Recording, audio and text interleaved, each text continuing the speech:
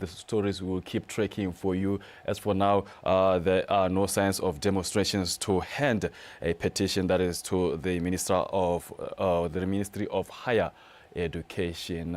But for now, we dive straight into our conversation at this hour. Now, social media has dramatically transformed the way people communicate, connect, and share news across the world. Platforms like Facebook, WhatsApp, and X have evolved into primary spaces where life's most significant moments are broadcast, whether joyful announcements or tragic losses. This shift has not only altered the traditional practice of death notifications, but has also introduced a new layer of emotional distress for grieving families who are sometimes forced to process the shock and pain of loss that is in the most public and impersonal ways. Now in studio, I'm joined by Stagling-Pokuje, psychologist, to discuss this issue. Stagling-Pokuje, every morning to you. Thank you so much for making time for us. Thank you so much for having me. Right. Let's begin our conversation here. Do you see a problem with the way Botswana are using social media platforms? How does finding out about a loved one's death that is on social media affect a person's mental state? Okay. First and foremost, death on its own is a very, traumatic experience to go through. It's a very emotionally challenging thing to go through. Now you add that on to what social media now is, broadcasting, to that on its own can lead to very traumatizing experiences for the loved ones, and then mentally they're affected through that with the emotional distress, because these pictures most of the times aren't very pleasing pictures to look at, you understand. So imagine, because most of these deaths are accidents, murders, or even suicide, right? So when passers-by pass and they see that, they take those graphic pictures and they just put them on all of these social media platforms that you've just mentioned, right? And you can imagine the emotional distress it causes a loved one to find out in such a manner about their loved one's passing. Right. What are some of the common emotional responses when families are not the first to be informed? Have you ever encountered a victim where you have to deal with them in effort to try to in your expertise, try to help them because they have encountered such situations? Okay. To answer the first one, to say the first response to this kind of announcement is shock. Shock in its utmost form.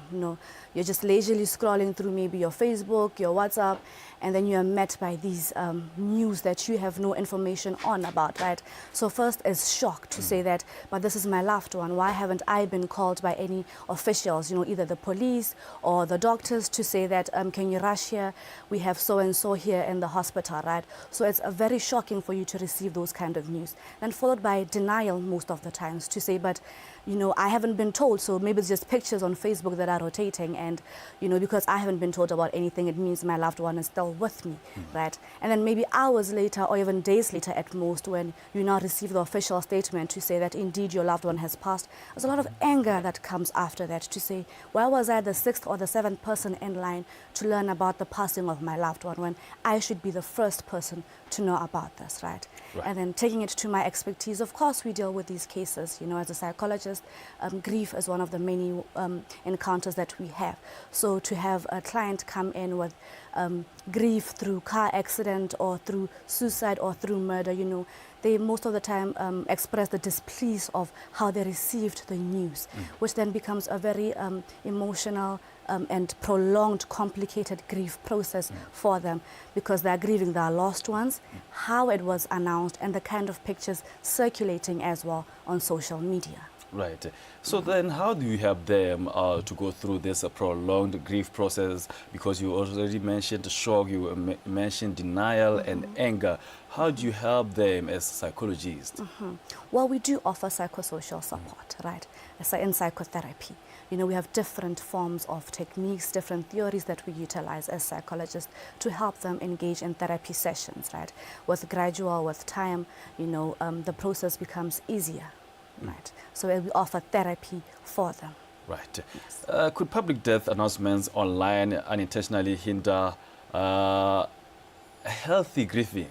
Most definitely it does, right? Because, you know, grieving is also determined by how you found out about the news, you know, and who exactly is the person you're grieving, like how close you were to that person, right?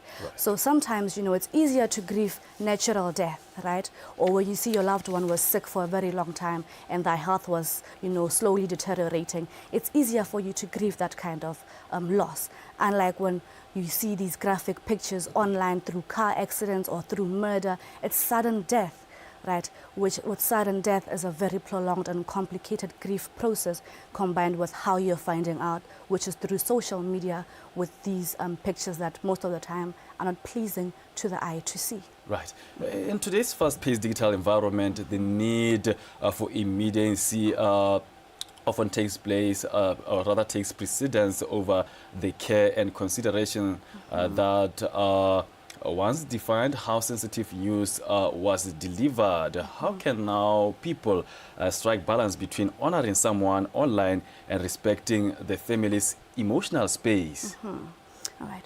First and foremost, Edwin, is to put yourself in that person's shoes. To say, if I was to experience such a tragic event, how would I want the news to be, you know, delivered to me?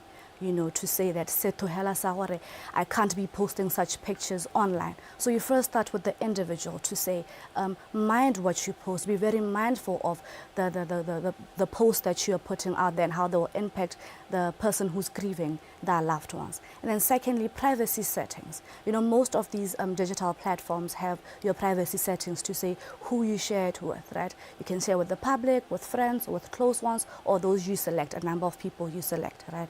So to be very mindful of your privacy settings also when you share such pictures, and to avoid sharing details that are very traumatic.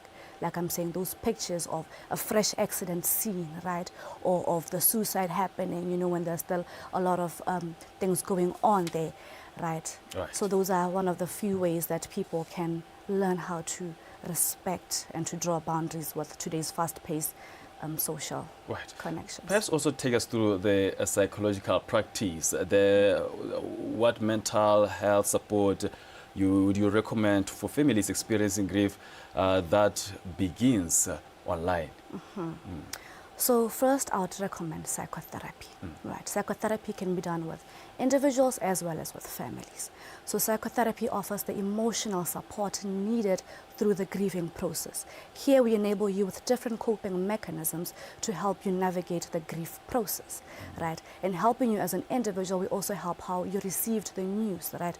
To say, in one of the coping mechanisms would be then how you can then now address social media, how you can then respond to social media. Sometimes, you know, cutting yourself off of social media can be very important, right? So those are one of the many coping mechanisms we could inform you with in psychotherapy, and also to offer family therapy, where you grieve as a family and we take you in for therapy, where we then also equip you with those coping mechanisms to navigate grief.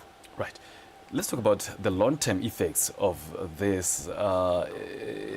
Perhaps also you've experienced such, or maybe you've dealt with individuals who has gone through this. What are some of the long-term effects that may also this subject or these individuals suffer from after even going through therapy that you are talking about?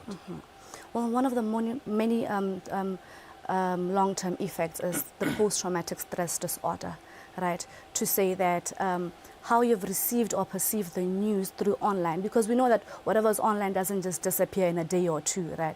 So even after the burial, you can find that days later, weeks later, months later, these images are still circulating through the social platforms, right?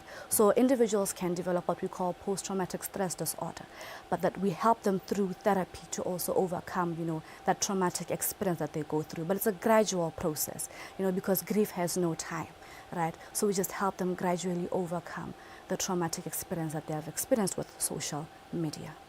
Right. There are those who don't really believe in therapy or psychology, and there's the community, they are people around who can also offer support. And to those who may have gone through this and does not even have, or maybe the money to go and see a psychologist, what recommendations can you then give to some of those people? Well, outside of the private practices, the government also does have its psychologists and its social workers in place to help us deal with the emotional impact of whatever traumatic experience we're undergoing, in this case being at the online sharing of death announcements, right? Yes, and to also surround ourselves with a very strong emotional support system. You know, the friends, the families that we have, you know, it's very important that we are selective with the people we keep around us, so that when tragedy strikes, you know, and we have no place to turn to, we turn to our family members, to our close friends who can then support us. Right. You're about to close our conversation. Perhaps also maybe share with us other ideas in terms of dealing with this kind of situations we are talking about, announcing death online to the perpetrators, and also to those who may be grieving at that particular point. So first and foremost, like I mentioned, you know, respect, it goes a long way, right? To say as an individual, before you take that picture, before you upload that picture, put yourself in the shoes of the loved one, who, to say that when they see this kind of picture, how are they going to feel? If I was faced with a similar situation, how I would feel. So respect goes a long way. To say as an individual, be very mindful of what you post on social media. And for those who have experienced it, seeing their loved ones undergo this through social media, is to say that seek psychotherapy, right? Seek therapy. It will help you in the long run to help overcome the challenges faced by this, and as well as possibly social distancing yourself from social media during all of this when it's happening, because when the pictures are circulating, it's very traumatic to still experience them, and upsetting to still keep seeing them days after or weeks after. So to maybe distance yourself also from social media and choose the content that you want to watch. Right. Is there anyhow psychologists also work with other organizations or any other stakeholders, be it your Bomabipele or any other organizations like Bozona Police, an effort to educate about these issues? Yes, we do have, we work with different stakeholders, you know, in terms of referrals. We work with our psychologists, with our police officers, with our different doctors, right? To say, as you're seeing patients like these, you refer them for psychotherapy, and then we help them. So we have a very strong channel of communication with these different stakeholders, so that when there's need for psychotherapy, we can then step in and help them. Right. Thank you so much for making time for us and your contribution on today's discussion. Thank you. It was a pleasure. Right. It is good to Sterling Pogoja, psychologist, talking to us about the issues around social media and how it has dramatically transformed the way people communicate, connect, and share news across the world. Platforms like Facebook, WhatsApp, X, Instagram being used into primary spaces where life's most significant moments are broadcast, whether that is joyful or tragic losses. And with that, we come to the end of our conversation right here on Botswana Connects.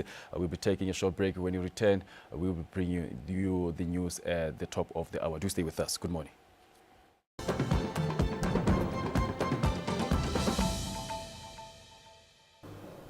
We are moving into